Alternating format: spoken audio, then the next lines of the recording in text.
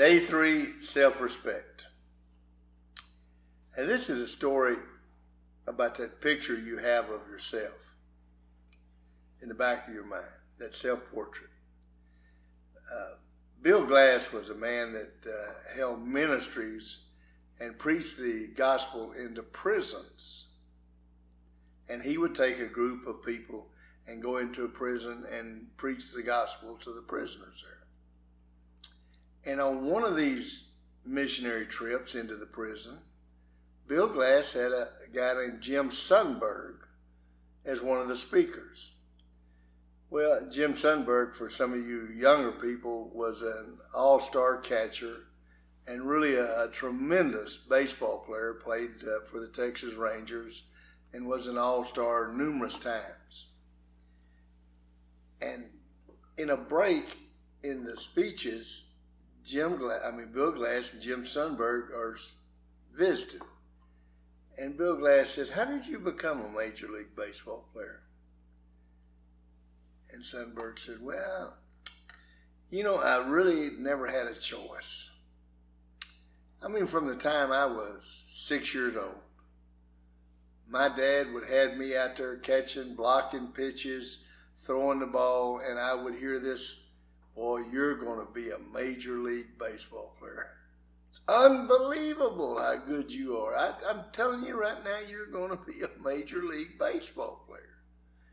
He said, so I grew up thinking, and the picture that I always had of myself was as a Major League Baseball player. Henry Ford said, this is what self-fulfilling prophecy is. If you think you can or you think you can't, you're right. Doesn't matter which one it is.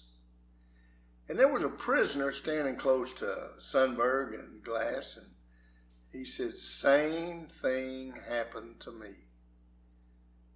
And Bill Glass says, "You played Major League Baseball?" He said, "No, but from the time I was 6 years old, my daddy and other people would say, 'Boy, you're going to end up in prison. You're going to end up being nothing but a prisoner. You're going to go to jail when you're young, and you're going to stay in jail.'" And sure enough, you see, one of them painted a picture of positive, Jim Sundberg. One of them painted a picture of negativity, the convict, the inmate. Henry Ford was right. Those that think they can will, those that think they can't won't. See, you got to be careful of who you run around with and what you listen to. Because there's lots of people out there that want to paint a negative picture.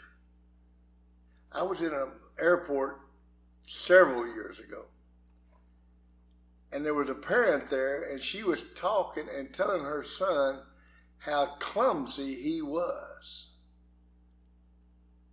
And I thought to myself, when he's about 3 or 4 more years older, he'll never be an athlete, because when somebody says, "You ought to try out for tennis or golf," or he's going to say, "I'm too clumsy."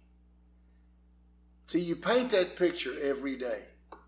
So today, when you're painting that picture and you're doing those 3 goals, or you get those 10 math problems, or you're supposed to go to 30 houses and call on 30 houses today, or you're supposed to make 10 phone calls, make them all.